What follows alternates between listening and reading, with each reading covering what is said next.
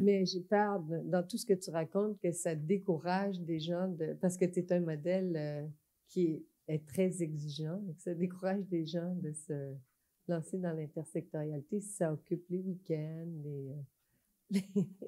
l'été, oui. Alors, je vous présente maintenant le troisième intervenant de ce matin, Julie Morin-Rivard, qui est postdoctorante à l'UQAR, passionnée par les mondes anciens. Elle a d'abord étudié l'archéologie, l'anthropologie et les langues anciennes en France. Elle a participé à des opérations archéologiques en France et en Afrique du Sud en tant que préhistorienne. Très vite intéressée par les relations entre l'humain et son environnement, elle s'est formée à la paléobotanique et à l'écologie forestière. Elle a obtenu son doctorat en Belgique avec une thèse interdisciplinaire portant sur les impacts humains anciens sur les forêts tropicales en Afrique centrale. Cette thèse mêlait datation radiométrique, histoire précoloniale et écologie forestière. La chercheuse est aussi l'auteure d'un roman et de plusieurs nouvelles de science-fiction. Bonjour à tous, merci beaucoup pour cette invitation. C'est vraiment un grand plaisir de venir vous parler aujourd'hui. J'ai pas forcément l'occasion de le faire parce que je fais plutôt des colloques très spécialisés dans l'une ou l'autre des disciplines. Donc je voudrais remercier donc le scientifique en chef, Monsieur Rémi Quérian, Madame Denise Perrus et Monsieur Jean-Pierre Vidal pour leur invitation et pour leur organisation et puis à toute l'équipe qui a travaillé avec eux. Donc c'est pas évident de passer après des personnes aussi brillantes que mes deux collègues précédents. Donc, je vais faire de mon mieux et je vais vous partager donc cette expérience de vie plutôt. Ça va être assez narcissique également. Donc, vous voyez donc dès cette première photo qu'il y a des panneaux qui indiquent quelques virages. Donc, ce sont ces virages que je vais un petit peu expliquer. Alors, comme tout bon chercheur, je n'ai aucune imagination. Donc, je vais commencer par une petite citation d'un auteur de science-fiction que j'aime beaucoup. Donc, je vous la lis. « Se voir comme les autres nous voient est un don fort salutaire. Voir les autres comme ils se voient est tout aussi précieux. » Donc là, on pourrait reparler longuement des perceptions qu'on a de certaines disciplines ou de ce que font les autres chercheurs avec lesquels on collabore, et les perceptions qu'ils ont de notre propre travail. Donc, pour introduire le sujet, en fait, on parlait des CV. Alors moi, j'ai le même problème, c'est que quand on lit mon CV, j'ai deux réactions possibles. Donc après, l'effet de surprise, c'est « Waouh, c'est génial, tout ce que tu fais, c'est formidable ». C'est la première réaction. Deuxième réaction, mais c'est quoi ce qu'elle fait, cette fille? Je comprends rien, son CV à rallonge.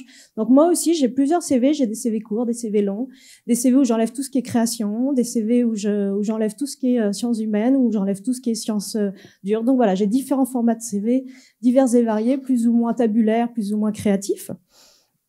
Et donc, en général, la première catégorie de personnes, ce sont des gens comme ça qui ne sont pas des chercheurs, qui trouvent ça génial. Et je passe pour une fille extrêmement brillante. Donc là, on pourrait penser que je suis bonne en maths, mais c'est absolument pas le cas. Peut-être que j'y viendrai sur le tard, mais pour l'instant, c'est vraiment pas le cas. Contrairement à ce que laisse supposer cette photo. Et en général, c'est plutôt ça ce qui arrive. Et ça, c'est les réactions que j'ai avec mes pairs, autres chercheurs et évaluateurs sur les programmes de bourses et de subventions, dans les deux catégories susmentionnées, donc sciences humaines d'un côté et sciences de la nature de l'autre. Donc, si je continue un petit peu, c'est ça, je suis désolée, hein, il y a des bébés et des personnes aînées, donc il n'y a aucune personne qui a été maltraitée durant cette présentation. Donc, ce que je voulais dire aussi, c'est que, vous voyez un petit peu où je veux en venir, et j'ai d'ailleurs appris au Québec, donc je suis très contente d'être là, que j'étais non disciplinaire, donc ça m'allait bien. Mais il y a aussi une troisième catégorie de personnes. Donc ça, ce sont plutôt mes amis chercheurs qui me connaissent bien et qui m'ouvrent tous les jours les yeux sur le monde, sur des choses différentes, qui m'interpellent. Et les amis chercheurs me considèrent comme un cas. Donc un cas, CAS, donc quelqu'un qui a une trajectoire qu'on ne peut pas prendre comme exemple. Donc ils disent non, mais prends pas Julie comme exemple, c'est pas la peine, c'est un cas. Donc, le fameux parcours atypique, on peut en parler également longtemps. Et comme vous connaissez bien le pouvoir des mots, la parole étant performative le plus souvent, à force de me dire que j'étais une extraterrestre, j'ai fini par en devenir vraiment une, que j'assume complètement maintenant, et je suis désormais très heureuse de l'être, mais après pas mal d'années dans l'académique avant de l'assumer totalement. Donc maintenant, je vais rentrer dans le détail de ce qui est un petit peu, qui est typiquement un parcours atypique. Donc, encore une citation donc d'un écrivain de l'aventure qui est Mark Twain. Un chou-fleur n'est pas autre chose qu'un chou qui est passé par l'université. Donc, j'espère être un meilleur chou maintenant que je suis passée quand même 17 ans dans l'académique. Donc, moi aussi, je compte les années, ça fait 17 maintenant, en 2019.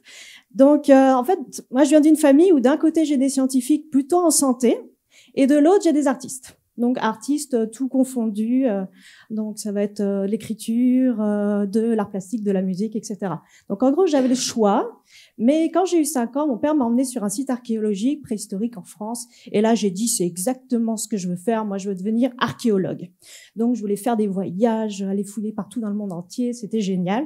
Donc c'est vraiment à ça que je me destinais. Et enfant, adolescente, je me suis passionnée pour beaucoup de sciences différentes, plutôt voilà de la paléontologie, de la géologie, de l'histoire. Je travaillais sur les volcans, tout ce qui était minéraux partout. Mais je revenais toujours à quelque chose de base qui était l'archéologie, ma passion première. Alors j'ai d'abord obtenu en fait un baccalauréat, donc le diplôme de fin d'études de secondaire en France en lettres, avec des spécialités art plastique, parce que c'était ça mon truc, en musique aussi, parce que j'étais pianiste, et avec des spécialités en allemand, en grec ancien, donc pas mal de choses en langue, en littérature, philosophie, et tout ça, j'aimais vraiment beaucoup. Donc, j'avais qu'une hâte, c'est entrer à l'université pour pouvoir devenir donc préhistorienne, ce que je voulais vraiment faire, avoir un doctorat, parce que ça, j'avais déjà prévu, et mener de fantastiques projets de par le monde. Bien sûr, il y avait une vision assez romantique de la chose, de ce qu'était l'archéologie, comme vous pouvez voir. On pourra reparler de cette photo tout à l'heure. Et en fait, ce qui s'est passé, j'avais mon bac en poche, j'arrive à l'université et un nouveau monde s'ouvre à moi. Donc, je dis, c'est merveilleux, on va pouvoir faire ça. Et pour moi, c'était, je rentre en première année, je sors avec un doctorat, ligne droite, c'est sur des rails, ça va être formidable. Donc, la voie avait l'air toute tracée, mais ce que j'ai découvert le jour où je suis allée m'inscrire, c'est ça. Vilaine université tentatrice. Donc, en fait, ça, c'est exactement ce qui s'est passé, c'est que les études en France, comme elles ne sont pas très chères, je me suis inscrite donc en histoire de l'art et archéologie, parce que ça me permettait de continuer en histoire de l'art. Et mais ce n'était que 15 heures de cours par semaine. Je venais d'un programme de bac où j'avais plus de 40 heures par semaine, donc ça me semblait un peu léger. Et là, on m'a dit, mais tu peux faire un double cursus, inscris-toi dans autre chose. Et là, je dis, bingo, je vais m'inscrire en lettres classiques, ce qui me permettait de continuer mon grec, mon latin, faire de la linguistique, tout un tas de choses passionnantes, continuer la littérature, vraiment formidable. Mais bon, ça ne suffisait toujours pas, ça me faisait un petit 30 heures par semaine. Donc, j'ai postulé, en fait, dès ma première année dans un labo de recherche en archéologie qui prenait des stagiaires, donc des stagiaires longs qui devaient faire 10, 12, 14 heures par semaine dans les murs, ce qui, en fait, m'a permis d'apprendre tout ce que l'université ne t'apprend pas. Donc, toute la pratique, en fait, hors des cours magistraux qui sont très, très présents en France. Donc voilà, j'avais ma bonne 40aine d'heures par semaine, c'était bien, donc sans compter les sorties sur le terrain pour l'archéologie, ni le travail individuel, évidemment. Alors l'université m'a permis aussi de rencontrer mon mari, c'est très important que je le mentionne à ce stade, parce que quand on a un parcours atypique, c'est important d'avoir du soutien. Donc ma famille m'a toujours soutenue pendant tout ça, ce temps-là, et aussi l'homme qui est devenu mon mari par la suite. Donc depuis plus de 15 ans maintenant, donc ça valait le coup. Et en fait, on s'est inscrits tous les deux dans ce qu'on appelait à l'époque un diplôme d'études universitaires générales, donc en histoire de l'art et archéologie. Un diplôme de 2 ans, c'était avant le processus d'harmonisation qui a eu lieu en Europe en 2006, donc le processus de Bologne. Et pour la 3e année, parce que ça se terminait en 2 ans, donc là, on est parti à Toulouse, on était à Nantes, on est parti à Toulouse, et on me proposait une licence, en fait, en préhistoire. Donc, licence, c'est ce qui équivaut à un bac ici au Québec. Donc là, c'est ce que j'appelle le nomadisme universitaire, parce qu'en tout, je crois que j'ai fréquenté 11 universités différentes sur 3 pays. Donc ça commence à être intéressant, soit en présentiel, soit en ligne. Mais je voulais vous faire une petite carte, mais je pensais que ça allait pas se voir au bout du compte. Donc, ce que j'ai fait après cette licence-là, c'est que j'ai fait une maîtrise en archéologie préhistorique. Donc, je continuais dans la même université. Et on a tous les deux eu, mon mari et moi, une grande chance, c'est de pouvoir avoir un projet sur l'Afrique du Sud. Donc moi, je travaillais sur des questions d'utilisation des plantes par les femmes, par les sociétés traditionnelles et anciennes, donc avec quelque chose d'ethno-archéologique. Donc comparer ce qui se faisait dans les périodes très très récentes coloniales et les périodes préhistoriques. Et pour faire cela, j'en ai profité pour m'inscrire aussi en licence, donc équivalent baccalauréat d'anthropologie sociale et historique dans la même université, pour justement prendre des cours sur les rapports sociaux de sexe, les études de genre, donc des choses où c'était il y avait des étudiants et des professeurs qui venaient du Québec, parce que vous êtes plus en avance sur toutes ces questions-là ou sur toutes ces recherches, qui venaient présenter en fait à l'université. Donc, voilà, on est partis tous les deux avec mon mari, en tout cas en Afrique du Sud, ce qui est assez rare pour être souligné de prendre 2 étudiants en couple comme ça, mais bon, on avait tous les deux les meilleures notes de la classe, donc ça a vraiment aidé. Donc, voilà, ça m'a permis vraiment de nourrir en fait mon mémoire de maîtrise avec ces questions de genre auxquelles je n'avais pas forcément accès en archéologie. Donc là, on reste quand même dans de la science humaine. J'ai fait un excellent mémoire, j'ai eu une bourse sur critères universitaires délivrée par l'université. C'était formidable. Donc, on a poursuivi donc en 2e année de master, donc la 2e année de maîtrise au Québec. Et parce que ça, voilà, il y a eu les réformes, donc ça avait changé de nom entre-temps. Donc ça, c'est moi. On a eu l'opportunité, en fait, de faire beaucoup de stages de fouilles archéologiques tous les étés, plusieurs mois par an. Donc, c'est vrai que ça permettait vraiment de gagner en expérience, d'acquérir justement l'expérience qui n'est pas donnée par l'université. Et ces stages, à terme, ça nous a permis aussi de décrocher nos premiers vrais emplois en archéologie. Donc, des contrats courts souvent, mais aussi en encadrement d'équipe très, très tôt. Donc, c'était vraiment bien. Donc, j'étais vraiment contente de ces expériences-là. Et voilà, ça c'est la période idyllique, on va dire, des débuts. Maintenant, on arrive là. Plus grand est l'obstacle et plus grande est la gloire de le surmonter. Donc, merci Molière pour cette petite citation. C'est là qu'en fait, un drame arrive dans notre vie, c'est que sinon, ça serait trop facile. Voilà ce qui se passe. En fait, notre 2e année de master, on a été gravement accidentés, mon mari et moi. Ce qui fait qu'on a dû abandonner en fait notre programme d'études, alors que ça marchait vraiment très très bien. Donc c'était une période assez difficile et mon mari n'a jamais repris ses études ensuite. Donc moi j'étais pas sûre de pouvoir récupérer ma main droite, c'était ça. Bon voilà, ça demandait pas mal de rééducation et puis de volonté également. Et on pourrait reparler aussi du manque, je dirais, de soutien, de support de la part de l'université et des enseignants par rapport aux accidents de la vie, aux maladies qui peuvent survenir. Donc ça, c'est pas forcément évident quand on est étudiant. Donc voilà. Mais pour moi, c'était pas question que j'abandonne cet objectif de faire une thèse en archéologie. Donc à ce moment-là, il y a des amis archéologues qui m'ont dit écoute, vu que tu as travaillé sur l'usage des plantes, pourquoi tu ne te formerais pas à l'anthracologie? On manque de spécialistes. Alors, l'anthracologie, Quesaco, en fait, c'est l'étude des charbons de bois. C'est une sous-branche, en fait, de l'archéobotanique où on identifie les espèces qui ont été brûlées par les humains à différentes périodes, parce que le charbon de bois, ça conserve l'anatomie du bois, on a des caractères pour identifier ces espèces-là, et en plus, on peut le dater par la méthode radiocarbone. Alors moi, j'ai trouvé... Là, c'est une photo de charbon de bois de chêne. Donc moi j'ai trouvé que c'était une excellente idée, ça me permettait de me caler dans quelque chose de très pointu, très spécifique, dans vraiment quelque chose de niche dans lequel je suis encore maintenant finalement. Et pour cela, j'ai refait un diplôme, je me suis inscrite dans un autre master, mais directement en 2e année. Donc c'était un master archéologie et environnement. Vous voyez que ça commence déjà à pousser vers les sciences de la nature. Donc à Paris 1, Panthéon-Sorbonne, qui s'appelle plus du tout comme ça maintenant. Je crois que c'est Sorbonne Université at large. Et dans ce programme, en fait, certains cours étaient déjà étaient donnés dans d'autres universités, notamment le cours d'anatomie du bois qui était donné carrément au Muséum national d'histoire naturelle à Paris, et 2 cours, un en biogéochimie et l'autre en paléoclimatologie qui étaient donnés à Paris 6, donc à Jussieu. Donc, sciences pures. Donc, c'était des cours assez exigeants quand on venait de sciences humaines. Et voilà, vous voyez, déjà vous arrivez, la piste glissante là vers autre chose qui intervient. Mais pendant la rédaction en fait de ce mémoire de master qui était totalement sur la France, tu vois, en archéologie, je voulais tenir compte de mes expériences précédentes, avoir cette nouvelle compétence-là et retourner en Afrique pour utiliser les charbons de bois en fait comme des indicateurs pour détecter les traces d'agriculture ancienne sous couvert forestier dense. Donc après mon diplôme de master, je voulais poursuivre en doctorat, mais en rédigeant mon propre projet. Là, vous voyez un petit peu le problème qui arrive. Donc on se retrouvait dans la situation où il fallait financer quelque chose qui n'avait jamais été fait, en recherche fondamentale, en Afrique tropicale et rédigé par moi-même. Donc voilà, chercher un petit peu les embrouilles à ce moment-là, je pense. Mais ce qui arrivait, c'est ça, c'est que ma directrice était assez hostile au projet et je suis repartie sur les routes, donc dans l'errance.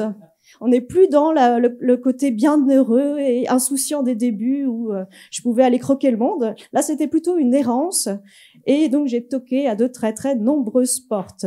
Donc, en France et puis en dehors de la France. Donc, en fait, ça s'est révélé être il me manque une diapo.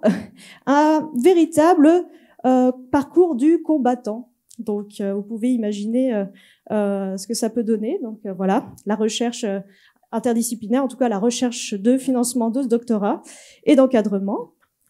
Donc ça a duré quand même, je dirais, 2 ans, quasiment cette errance. Et pendant ce temps-là, en fait, j'ai continué à suivre des cours parce qu'on pouvait pas faire d'interruption d'études en France, sinon on perdait l'accès aux bourses. Donc j'ai continué en anglais à Toulouse 2 et à Paris 3. Et j'ai fait aussi un programme en ressources humaines et puis un autre en environnement et aménagement. Donc tout ça, une école qui s'appelait Scoradis en gestion. Et l'environnement, c'était à Rennes 1. Donc vous voyez, ça commence à peupler la France là. Et comme je travaillais sur les plantes, en fait, j'ai voulu m'inscrire en licence de biologie, donc en première année. Mais ça m'a été refusé tout simplement parce que j'avais un baccalauréat, donc un diplôme de fin de secondaire en lettres et pas en sciences. Alors que j'avais déjà 5 années d'études derrière moi. Donc, je trouvais ça profondément injuste. Donc, je n'ai pas pu, vous voyez un petit peu l'absurdité du système, on ne peut pas continuer ou reprendre un programme en sciences pures quand on vient de lettres. Voilà, ça c'est le système académique français avec du bon cloisonnement disciplinaire.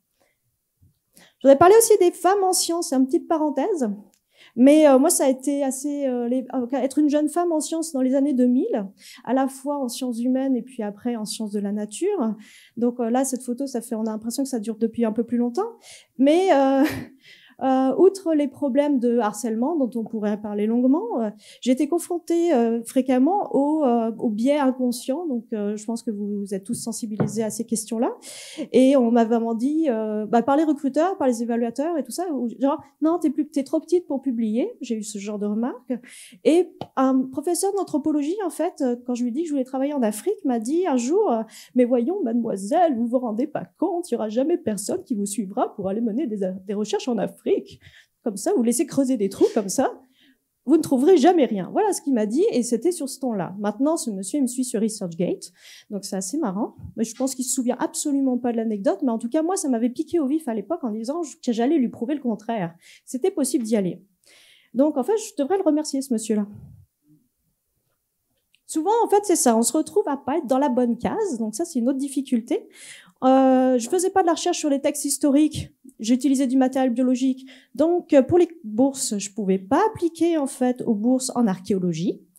Et de la même manière, comme j'étais pas ingénieur, j'étais pas éligible au programme, en fait, en sciences de l'environnement. Donc, jamais dans la bonne case. Ça m'arrivait souvent. Donc, il y avait de quoi un petit peu être désorienté à l'époque, savoir un petit peu ce qu'il fallait que je fasse.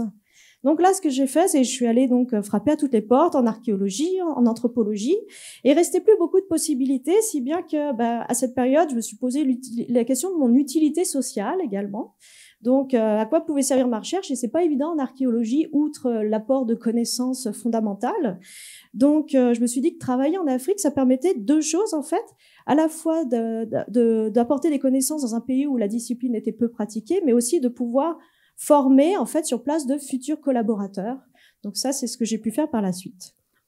Et à force de toquer à toutes les portes et que ces portes étaient fermées, ce qui s'est passé, c'est que j'ai vraiment basculé du côté obscur de la force.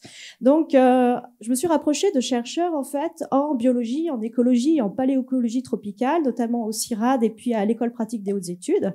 Et là, en fait, ils m'ont accueilli à bras ouverts en disant « Wow, c'est génial ce que tu vas faire, on va pouvoir travailler ensemble ». Et donc, j'ai pu réaliser pour par la suite exactement le projet sur lequel je voulais travailler. Donc, en me raccrochant en fait à leur gros programme de recherche internationale qui portait sur l'Afrique centrale. Donc, quand je cherchais des fous que monsieur l'anthropologue ne trouvait pas, moi je les ai trouvés en biologie. Donc, il suffisait de chercher au bon endroit pour trouver les personnes qui pouvaient m'accompagner. Mais ils n'avaient pas de financement de doctorat, donc ce qu'ils m'ont proposé, c'est de m'inscrire à nouveau dans un nouveau master. Donc, m'inscrire en 2e année de master, directement en biologie, santé et écologie à l'École pratique des hautes études. Donc, là, dans la perspective de m'aider à trouver un doctorat par la suite. Donc, au passage, j'arrivais directement en 5e année de biologie. C'était un bon pied de nez par rapport à mon refus pour intégrer une première année. Et voilà, donc j'ai pu rédiger encore un mémoire, énième mémoire en anthracologie, mais plutôt adapté à des contextes en paléo-environnement.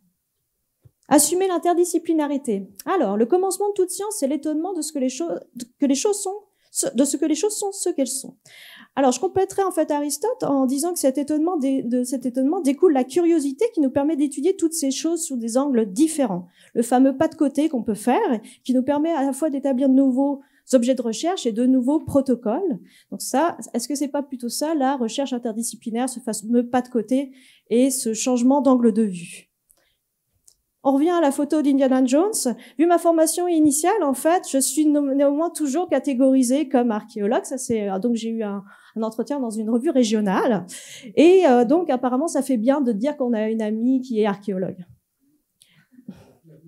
Donc voilà, après on se retrouve dans cette situation-là, donc un inconfort, assis entre deux chaises, qui fait que je balance toujours mes projets en fait entre soit de l'archéologie, soit de la paléoécologie, et c'est très compliqué de choisir un organisme subventionnaire notamment. Et là, j'ai appris à mes dépens au Québec qu'il y avait aussi un décalage dans les cultures scientifiques.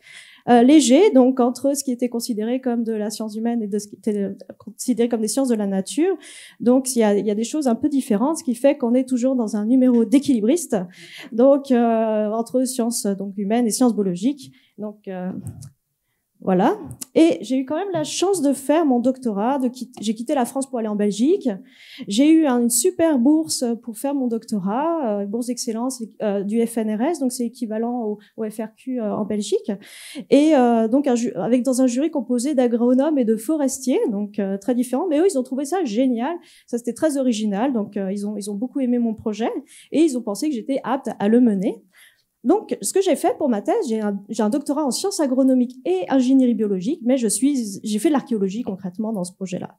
J'ai reçu donc un prix de l'Académie royale des sciences, arts et lettres de Belgique, et je vais publier cette thèse chez Springer en écologie humaine, parce qu'apparemment c'est ce que je fais. Donc ça correspond assez bien. Donc, de l'interdisciplinarité à l'intersectorialité, il me reste que 2 diapos. Donc, en quittant, en fait, le pays, en fait, on détourne les yeux des frontières. Donc, ça, c'est Pythagore qui nous dit ça. Et quitter son pays, c'est aussi quitter un monde normal. Donc, pendant ma thèse, je me suis retrouvée asséchée, on va dire, scientifiquement pendant ma thèse. Donc, j'ai décidé d'aller voir vraiment ailleurs. Donc, j'écris un roman de science-fiction, quelques nouvelles aussi. Voilà, ça c'est le côté littéraire, mais en incluant de la physique quantique et de l'intelligence artificielle et de la robotique, parce que ça m'intéresse aussi, mais je peux pas en faire dans ce que je fais. Donc voilà, ça m'a aidé en fait. C'était l'instant pub, on va dire de ma présentation. Et après le doctorat, c'est toujours bon de partir à l'étranger. Donc j'ai décidé de venir chez vous et je suis très très heureuse de ça. Et quitter un contexte africain aussi qui devenait un petit peu intense, on va dire au niveau social et politique. Donc ça m'a permis de faire une pause par rapport à ça. Donc à la fois j'ai vu des choses très belles, mais j'ai vu des choses que j'aurais préféré ne pas voir. Ça, je vous le dis sincèrement, que ça m'a marqué à vie. Et pour plus d'apaisement, donc je travaille sur l'histoire des forêts au bassin Laurent et en particulier là actuellement sur les impacts autochtones précoloniaux. Et donc en incluant des gens en certification forestière et puis une Première Nation. Donc je suis très heureuse de ça. Ce qui m'intéresse moi avant tout, c'est de faire des partenariats. Donc voilà, c'est à ça aussi. Je voulais en parler rapidement. C'est que quand je suis arrivée, je me suis intéressée vraiment à comment fonctionnait la recherche au Québec et au Canada. Et là, j'ai je suis tombée sur l'annonce du comité intersectoriel étudiant. Et là, j'ai fait, waouh, c'est génial. C'est des gens qui peuvent comprendre ce que je fais. Et donc, j'ai appris ce qu'était aussi l'intersectorialité, parce que c'est un mot qu'on n'utilise pas en Europe. Et donc, je fais, mes chers amis du CI, je suis très contente que vous m'ayez accueilli parmi vous, parce que ça me permet d'avoir une utilité sociale aussi. Donc, je suis très contente de ça. Et donc, pour conclure, en fait, c'est vraiment toutes ces rencontres qui ont créé les opportunités, en fait, de poursuivre. À la fois, j'ai eu des freins avec des personnes, mais j'ai aussi eu beaucoup de chance de rencontrer les bonnes qui m'ont vraiment appuyé tout au long de ce parcours qui était un peu long. Et les bagages sont bien chargés. Je suis un peu mieux outillée, je suis moins à pied maintenant pour y aller. Mais si c'était à refaire, je ne changerais rien du tout. Cette expérience de vie, je suis très heureuse de l'avoir menée. Et ce que j'aime faire, c'est des connexions entre les idées et les gens. Là, on parlait de langue aussi, de changement de culture. Ça, c'est ce que j'aime fondamentalement faire. Donc, comme je suis en postdoctorat, l'aventure continue. Donc, je sais pas où ça va me mener, mais en tout cas, je suis un peu plus sereine finalement. Je laisse les incertitudes faire le reste, malgré la précarité. Donc, je suis très contente de ça. Et je continue à me former également pour toujours être à jour dans d'autres domaines. Avant que vous me posiez des questions, moi, je voulais vous demander comment vous pourriez mieux intégrer les parcours atypiques dans les carrières de recherche. En tout cas, pour les jeunes chercheurs, ça va se poser beaucoup. Je vous remercie pour votre attention.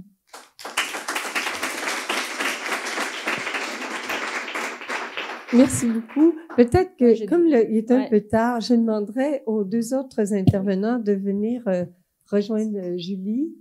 Et si vous avez des questions, des commentaires.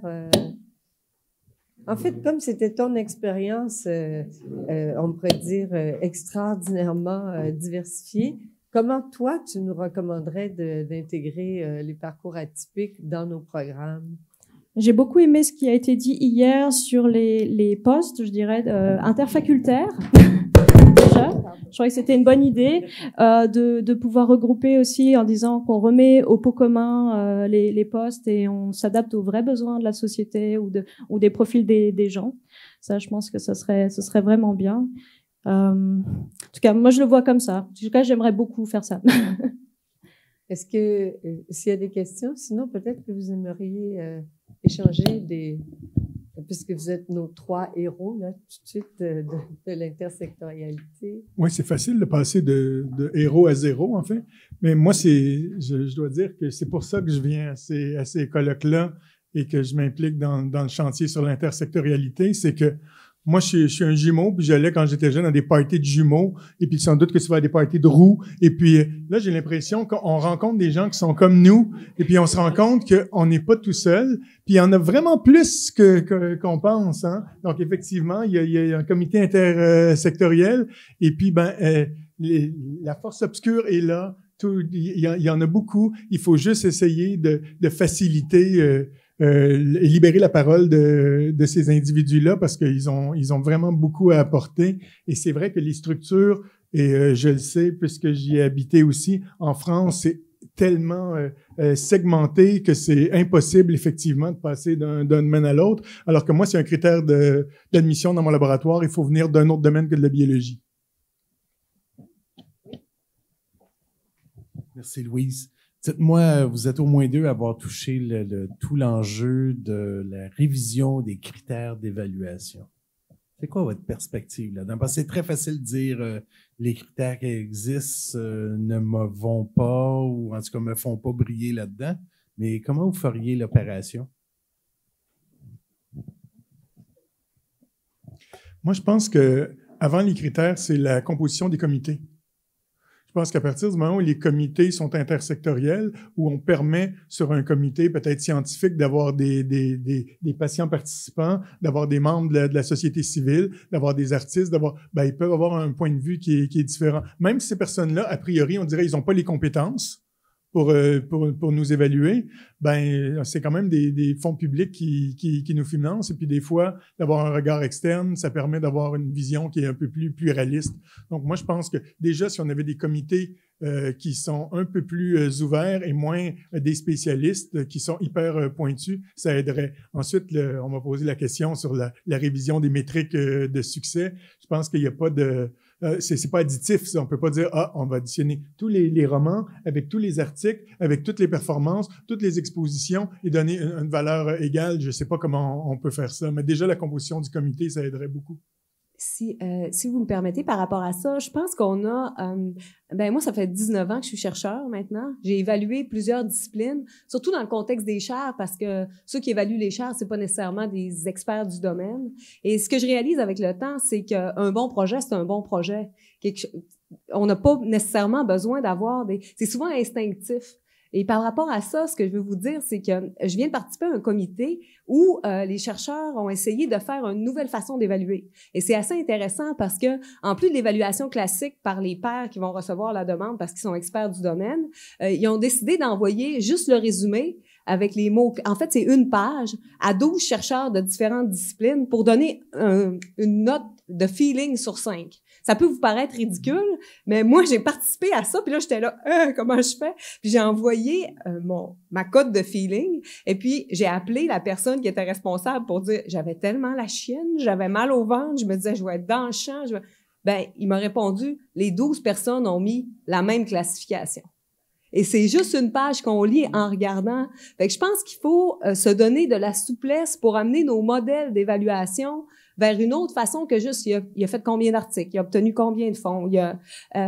Cette partie-là, elle est toujours assez standard. Puis c'est sûr que on a besoin quand même d'avoir une partie qui est un peu plus rationnelle parce que ça nous rassure. On va le dire comme ça. Mais je pense que ça, en tout cas, moi, c'est la première fois que je vivais quelque chose comme ça. Puis j'ai trouvé que c'était vraiment intéressant. Puis dans les 12, il y avait en plus un comité justement de citoyens, de gens de différents horizons. Eux autres aussi étaient 12, puis ils donnaient une classification aussi. Alors, ils ont donné des cotes par rapport à ces deux façons-là, en plus des 4 évaluateurs habituels. Fait que c'était la première fois que je faisais ça. Ils essayaient ce modèle-là, mais moi, en tout cas, ça m'a interpellée en me disant, il y a une mouvance aussi dans ce sens-là. Les gens ont le désir de passer à d'autres choses parce qu'on se retrouve avec, je vais donner un exemple en génétique, on se retrouve, si on regarde, je vais donner un exemple extrême, et puis je veux pas froisser personne, mais Génome Canada, Génome Québec. C'est presque toujours les mêmes chercheurs qui ont été financés, à tort ou à raison, là, puis je veux pas mettre de jugement de valeur là-dessus, mais c'est difficile de rentrer dans le clic, puis d'avoir ton tour, Fait que je pense que les gens cognent à la porte puis disent, hey, attention, là, on est en train de toujours faire qu'il y a des exclus, puis il y a des façons de voir qu'on n'intègre pas dans nos gens qui produisent du savoir, puis peut-être qu'on passe à côté de quelque chose. Puis on a parlé de 2 domaines. Il y a des gens qui vont aller toujours dans le pointu, de plus en plus spécifique dans leur recherche. Puis il y a les brocolis. Moi, j'appelle ça des brocolis modèle fractal, là, où tout converge. On veut faire un peu de tout. Mais moi, j'étais allée en bio parce que je savais pas quoi faire dans la vie. T'sais. Initialement, ça a été ça, là. Fait que, puis après ça, au hasard des rencontres, ça s'est un peu structuré comme ça. Mais les gens me disent souvent, petite, tu devais savoir ce que tu voulais faire. Tu devais être exposé. Pas à tout. Premièrement, je savais même pas ce que ça voulait dire PhD, moi, quand je suis arrivée à l'université. Là. Fait que je pense qu'il y a des choses comme ça. Il y a des gens comme ça qui sont des touches-à-tout, qui s'intéressent à beaucoup de choses, mais qui deviennent des fois des courroies de transmission ou des facilitateurs pour mettre les disciplines ensemble. Puis je pense qu'on a besoin de ça aussi. On a besoin d'un équilibre dans notre recherche puis dans notre création, conception des savoirs. Puis par rapport à ça, c'était long ma réponse, mais c'était pour dire que je pense qu'il y a une ouverture pour des nouveaux modèles. Puis ça, c'est un exemple que je viens de vivre il y a pas longtemps, puis j'ai vraiment aimé ça. Je trouvais ça intéressant. Une autre question ici? Je dirais que ça serait pour relancer un petit peu les éléments, notamment que Catherine a mentionné dans sa présentation. Merci beaucoup à tous les 3 pour ces parcours très inspirants. Depuis hier, on parle des problèmes qui peuvent être causés par les départements qui nous enferment, les cases, les boîtes, etc. Nous, ça fait, au sein du réseau de l'Université du Québec, ça fait plusieurs mois, plusieurs années qu'on travaille parce qu'on a entendu plusieurs de nos chercheurs qui se préoccupent de la santé des Québécois dans tous les territoires et sous toutes leurs dimensions, nous dire que justement, ils avaient une problématique de lieu de rencontre, de lieu d'intersectorialité, de se positionner et d'être reconnus aussi parce que, en général, pas de faculté de médecine, il ne doit pas y avoir de santé là-dedans. Donc, il y a cette rumeur-là, je dirais, ces attentes-là qui montaient de notre milieu. On travaille avec les chercheurs depuis plusieurs mois et on se retrouve effectivement confrontés à des problématiques parce que on fait le modèle que vous a présenté, Catherine, c'est un modèle qui est travaillé non seulement à l'intérieur d'un établissement, mais à l'intérieur des 10 établissements d'un réseau. Donc, vous imaginez comment on démultiplie la complexité de faire ces liens-là, multisites et multidisciplines et multisecteurs. Et donc, on se retrouve effectivement confronté dans l'évaluation à ces histoires de cases. Vous n'êtes pas un centre parce que vous êtes multisite. Vous n'êtes pas un réseau thématique parce qu'il y a trop de thématiques. C'est super, vous vous préoccupez du continuum de la santé, c'est vraiment chouette, mais en même temps, c'est trop ambitieux, vous y arriverez jamais. Comment vous allez faire pour collaborer tout ce monde-là sur tout ce territoire-là? C'est pas possible. Et on a des programmes, je pense, on souligne avec justesse l'arrivée heureuse du programme Audace, qui permet de soutenir les projets audacieux, innovateurs et intersectoriels. Peut-être que l'étape d'après, ça va être un programme pour soutenir les infrastructures audacieuses. Donc, je pense qu'on est peut-être rendu à cette étape-là. Merci. Je ne sais pas à qui s'adresse la question. En fait, je l'ai plus entendu comme un commentaire qu'une question, mais ouais. j'ajouterais peut-être un niveau qui n'a pas été identifié dans les différents enjeux à rencontrer. Un niveau qui n'a pas été énoncé, c'est par exemple, on dit si on est un réseau parce qu'on n'est pas un centre, parce qu'on est distribué partout, on n'a pas une thématique précise, mais en plus, on n'a pas cette espèce de... Si on regarde la compétitivité des réseaux en santé qui sont construits sur des gens qui vont visiter le CIHR, le FRQS, où là, on a 145, voire 245 chercheurs avec des CV de la mort et un taux de financement de plus d'1 million en moyenne par chercheur, ben nous, cette réalité-là, on n'y arrive pas non plus. Fait que ça, c'est une autre embûche parce qu'étant donné la diversité des disciplinaires qui amène une inéquité quant au financement puis aux infrastructures, ben ça fait une autre embûche aussi qu'on a à présenter aux pairs qui évaluent les réseaux puis qui, eux, sont habitués au modèle classique, conventionnel et qui y tiennent. Fait que ça, c'est un autre élément. Mais moi, je demeure convaincue que le travail qu'on fait collectivement au sein du réseau depuis... ça va faire bientôt 1 an et demi, presque 2. Mais je pense que c'est un travail qu'on fait en amont et je pense que les gens qui y participent, il y en a à l'arrière ici, Cathy qui dirige le nouveau réseau maintenant, on a laissé tomber le C pour le centre et on se tient au réseau puisque les évaluateurs nous ont nommés ainsi. Je pense qu'on est des gens convaincus, des gens qui sont prêts à faire chacun leur bout de chemin pour arriver, puis à convaincre aussi les institutions. Et puis, quand on a rencontré les institutions, les établissements, Céline, comme vous l'avez dit, les gens ont dit, ça prend ça au Québec. Il faut ça, avec les enjeux de notre société actuelle, le vieillissement de la population, les maladies chroniques qui arrivent plus tôt pour nos jeunes, les différentes problématiques avec les différentes collectivités, l'acceptabilité, l'appropriation des gens, ça prend ça. Maintenant, si ça le prend, quel vecteur va nous permettre de le faire? Ben ça, c'est la question. Puis je pense qu'il faut retourner, cogner aux portes, présenter la pancarte, puis être convaincu. Comme disait François-Joseph, faut surtout pas abandonner. J'ai une autre question. Écoutez, c'est une question, plutôt un commentaire. Françoise Guy de l'Université de Montréal. Écoutez, je trouve ça passionnant. C'est magnifique ce dont vous nous parlez. Je suis... Madame Laprise, c'est ça? Oui, c'est ça. Oui, c'est ça. Madame Laprise, c'est plus le modèle auquel on est habitué. Pas habitué, c'est très original, mais vous faites quelque chose de l'intérieur, vous suscitez une participation, puis je trouve ça magnifique. Ce qui me surprend le plus, c'est Monsieur Lapointe, que vous ayez été embauché comme professeur. C'est ce qui me surprend. Parce que je connais plusieurs... Non, mais tout à fait. Parce que je connais plusieurs chargés de cours. Vous allez me dire, c'est ce que je connais. Tout à fait, je vous en parle. Qui ont des parcours tout à fait atypiques. Des parcours un peu comme Madame la dernière, là, et qui ont fait toutes sortes de choses, mais qui se retrouvent justement, à cause de ça, dans une situation de chargé de cours. Ils peuvent enseigner, mais je connais quelqu'un qui travaille sur l'histoire du Japon, mais il travaille aussi en anthropologie. Donc, il étudie en anthropologie et il enseigne l'histoire du Japon. Des personnes qui enseignent en didactique, mais qui se trouvent en fait en études cinématographiques et histoire de l'art. Donc, des genres de multiplicité comme ça, où quelqu'un, on disait, qui enseigne, qui travaille au l'Institut de cardiologie, mais enseigne en sciences biologiques à l'UQAM. Alors, c'est comme, il y a toutes sortes de ce genre de choses. Puis oui, on peut être, dire, il faudrait tous les embaucher à temps plein, mais c'est ça qui me paraît difficile, OK? Ce que je trouve intéressant, c'est de dire oui, que ça peut se faire, et que ce soit vu, et que ces participations multiples fassent partie du bassin de toute la recherche qui se fait, parce que c'est juste magnifique. Mais est-ce que tout le monde peut avoir un poste? C'est ça qui est ma question, en fait, comment on peut faire ça? Je trouve ça difficile, voilà. Je sais pas qui pourrait répondre, hein, mais c'est une question lancée très largement. Moi aussi, j'en reviens pas.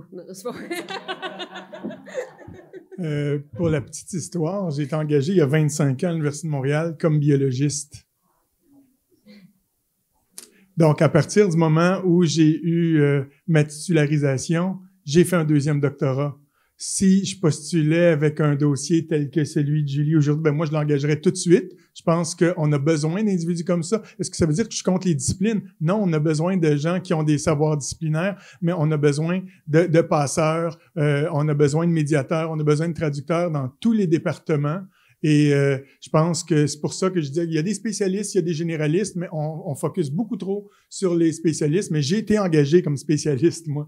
Mais c'est quand, après 15 ans, j'étais sur le point de faire un burn-out en me disant, c'est pas vrai que je vais redonner les mêmes cours année après année, puis avoir un étudiant, puis il fait son doctorat, puis tu recommences à zéro. J'ai commencé à danser comme pour suivant des cours de danse, mais c'est tellement fantastique que je devrais devenir danseur. J'ai fait un doctorat avec Martine Époque par la suite. Maintenant, je fais ça. J'ai été engagé, j'avais 4 articles. Maintenant, je suis sur des comités de sélection. Les gens qui n'ont pas 30 publications, on les invite même pas en entrevue. Par contre, quelqu'un qui avait 4 articles, mais qui aurait peut-être 2 romans et puis une exposition, je sais pas si mes pairs, ils regarderaient même ces dossiers-là.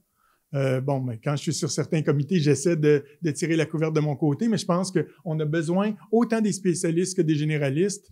Et puis, ben, c'est ça qu'on essaie de faire comme révolution, peut-être dans l'université du 21e siècle, de pas uniquement regarder un indicateur qui est le facteur d'impact ou l'argent qui a été ramassé pour pouvoir avoir appliqué sur des IRST. Si on n'a pas 1 million, ben oublie ça.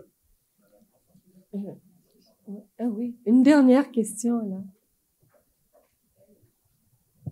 Merci pour la dernière question. Vous m'allumez maintenant. Alors, je vais juste creuser un peu parce que, comme vice-recteur, je suis confronté justement à cette situation-là où je suis conscient qu'il y a un jeune professeur qui commence aujourd'hui, qui a 35 ans devant lui. On dit que le marché du travail va changer à 50%. On ne sait pas de quoi il est constitué. Donc, comme université, on doit permettre à nos professeurs ce ressourcement-là. Et vous êtes le modèle où vous avez fait un 2e doctorat. Donc, j'aimerais que vous nous racontiez cet épisode-là. Après 15 ans, est-ce que votre université a facilité l'acquisition de ce 2e doctorat? Avez-vous eu une libération pendant 3 ans pour le faire ou vous l'avez fait en soirée à travers tout le reste? Comment ça s'est présenté dans votre cas? Donc, premièrement, il faut être TDAH.